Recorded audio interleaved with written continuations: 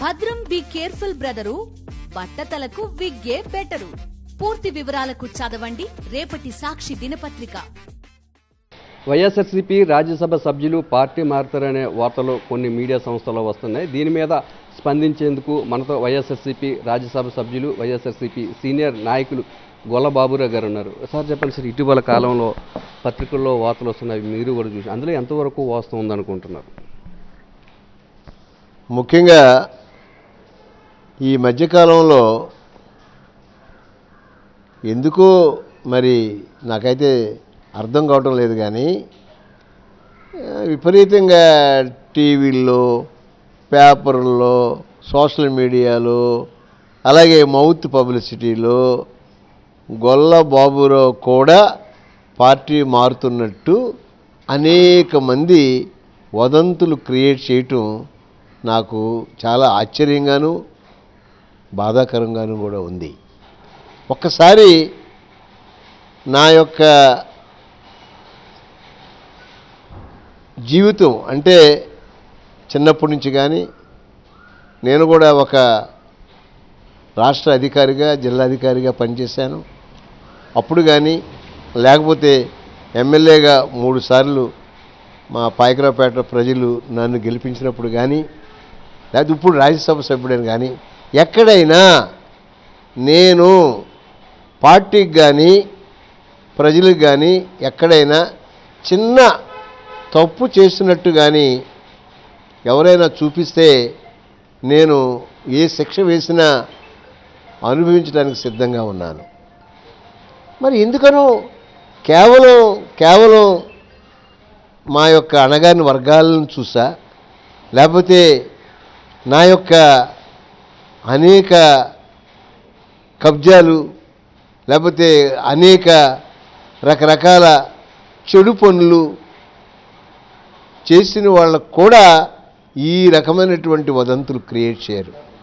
నేను ముఖ్యంగా మీడియా ప్రతినిధులకు కానీ, సోషల్ మీడియా ప్రతినిధులకు కానీ, వైఎస్ఆర్ పార్టీలో ఉన్నటువంటి పెద్ద పెద్ద నాయకులకు కానీ, లేకపోతే మిగతా సమాజంలో ఉన్నటువంటి అనేక మంది పెద్దలకు కానీ నేను ఒకటే విజ్ఞప్తి చేస్తున్నా. నేను నా జీవితం అంతా నిబద్ధతతో, నిశ్చలతో, నిజాయితీగా బ్రతికేటువంటి ఒక అణగారిన వర్గానికి చెందినటువంటి దళితుడిని అనేటువంటి భావంతోనే ఇంతవరకు కూడా నా మీద అనేక ఈ యొక్క రాంగ్ మెసేజెస్, అది వదంతులనండి, లేకపోతే రకరకాలుగా నా మీద కావాలని చెప్పటం కానీ ఇవన్నీ కూడా జరుగుతున్నాయి. కాబట్టి ఈరోజు నేను I want to give a clarity to the all the sections of the across the all sections of these people, media కావచ్చు, ప్రజాప్రతినిధులకు కావచ్చు, వైఎస్ఆర్ పార్టీ నాయకులకు కావచ్చు, మరి పెద్దలు శ్రీ జగన్ రెడ్డి గారికి కూడా నేను ఒకటే మాట చెప్తున్నా, నన్ను అర్థం చేసుకోండి. నేను నీతిగా, నిజాయితీగా, నిబద్ధతతో ఉండేటువంటి మనిషిని. ఏ రోజు కూడా ప్రలోభాలకి నేను లొంగిన మనిషిని కాదు. ఒకసారి రాజశేఖర రెడ్డి గారు చనిపోతే ఈ రాష్ట్రంలో ఎవ్వరు కూడా రాజీనామా చేయకపోతే ఆయన కుటుంబం కోసం రాజీనామా చేసి నా విశ్వసనీయతే కాదు, పేద వర్గాలంటే విశ్వసనీయతతో ఉంటారని చెప్పి రుజువు చేసినటువంటి ఒక సాధారణమైన మనిషిని. కానీ ఈ రోజున అదే కాదు, ఎన్నో సందర్భాల్లో పార్టీలో కాదు, లేకపోతే బయట కూడా నేను మాట ఇస్తే మాట తప్పనటువంటి మనిషిని. ఆ రకంగా నేను ఎక్కడా బాధపడను. ఎవరెవరో మిగతా పార్టీ వాళ్ళు, లేకపోతే సోషల్ మీడియా వాళ్ళు నా మీద అనేక రకాలుగా బురద చదువుతారంటే నేను అనుకోగలను. కానీ వైఎస్ఆర్ పార్టీలో కూడా నిజమైనటువంటి మనిషికి, పార్టీకి ఎప్పుడు కూడా తప్పు చేయని మనిషిని అనేక విధాలుగా వివక్షలకు గురి చేయటం, అలాగే అవమానాలకు గురి చేయటం, అనేక రకాలుగా మాట్లాడటం, తర్వాత రకరకాలుగా నాకు నాకు ఈ ఇబ్బందులు క్రియేట్ చేసిన సంగతి అనేక సార్లు పార్టీ పెద్దలకి చెప్పాను, అలాగే మిగతా నాయకులకి చెప్పాను. లేకపోతే నాకు నేనే ఎన్నో విషయాలు నేనే బాధపడుతూ వచ్చాను. చాలామంది అనుకోవచ్చు బాధలు పడ్డాడు కాబట్టి పార్టీకి మరి వదిలి వెళ్తాడని. పార్టీని వదిలి వెళ్ళటం అనేది సమస్యకు పరిష్కారం కాదు. ఈరోజు నా పార్టీలో కానీ బయట కానీ నేను డెఫినెట్గా ఏ రకంగా పోరాడాలో ఏ రకంగా ఎదుర్కోవాలో నాకు కూడా తెలుసు. పుట్టుకతోనూ వివక్షతో పుట్టినటువంటి మేమందరం మాకు తెలుసు ఈ వివక్ష ఈ అవమానాలు అనేవి పుట్టుకతోనే వస్తున్నాయి. కాబట్టి మేము దీన్ని ఎట్టి పరిస్థితుల్లో నేను ఎదుర్కొంటాను. అలాగే పార్టీలో కూడా ఉన్న విషయాలు చెబుతాను. ఇప్పటికైనా అర్థం చేసుకోమని వైఎస్ఆర్ పార్టీ నాయకులకు కానీ సోషల్ మీడియాకి కానీ లేకపోతే మిగతా వాళ్ళందరికీ కూడా నేను విన్నవిస్తున్నాను. కాబట్టి మీరందరూ చేసేటువంటి ప్రచారం కరెక్ట్ కాదు. నేను ఇలాంటి విషయాల్లో నిబద్ధతగానే ఉంటాను.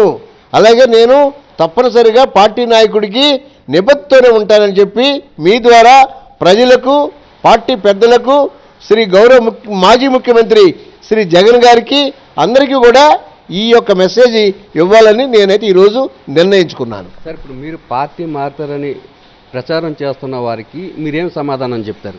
ప్రచారం చేస్తున్న ప్రతి ఒక్కరికి కూడా నా జీవితాన్ని గురించి ఒకసారి అర్థం చేసుకోమని, నేను ఎన్నో ఉద్యోగాలు చేశాను, ఎమ్మెల్యేలు చేశాను, రాజ్యసభ సభ్యుడిగా ఉన్నాను. ఎప్పుడు కూడా ఎక్కడ కూడా ఏ తప్పైనా నా దగ్గర ఉందా అని నా గురించి చెడుగా ప్రచారం చేసే ప్రతి ఒక్కరికి విజ్ఞప్తి చేస్తున్నాను.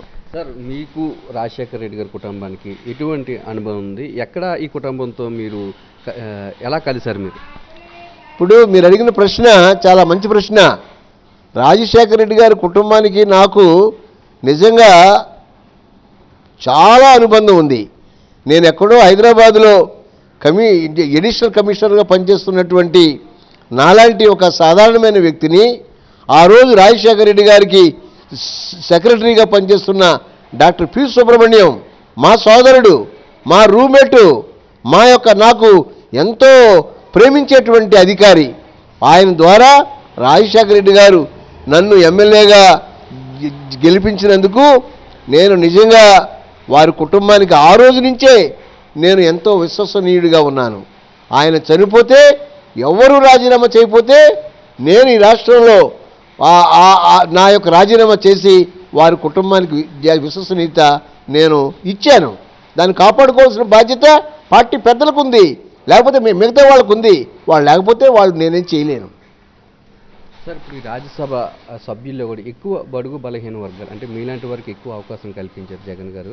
అంటే గతంలో ఎప్పుడైనా ఇటువంటి పరిస్థితి ఉందనుకుంటున్నారు. అందుకే కదా ఇప్పుడు శ్రీ జగన్మోహన్ రెడ్డి గారు బీసీలకి 4 రాజ్యసభ్యులు ఇచ్చారు.